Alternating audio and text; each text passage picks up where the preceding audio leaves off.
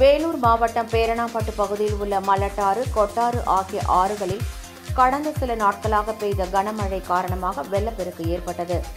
இந்நிலையில் ஆற்றில் ஏற்பட்ட வெள்ளப்பெருக்கையும் பொருட்படுத்தாமல் சமூக விரோதிகள் சிலர் மசிகம், மிட்டப்பள்ளி, பக்காலப்பள்ளி, பத்தலப்பள்ளி, குண்டலப்பள்ளி உள்ளிட்ட பகுதிகளில் மலட்டாறில் மணலை பகல் நேரத்தில் சலித்து வைத்து அதை இரவு நேரத்தில் மாட்டு வண்டிகள், டிப்பர் லாரிகள் மற்றும் டிராக்டர்களில் ஏற்றிச் செல்வதாக கூறப்படுகிறது.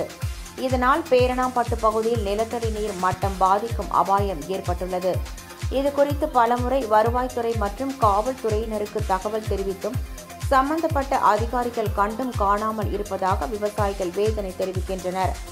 எனவே இரவு பகலாக நடைபெறும் மணல் கடத்தலை தடுக்க மாவட்ட காவல் கண்காணிப்பாளர் நடவடிக்கை எடுக்க வேண்டும் என்று விவசாயிகள் கோரிக்கை விடுத்துள்ளனர்.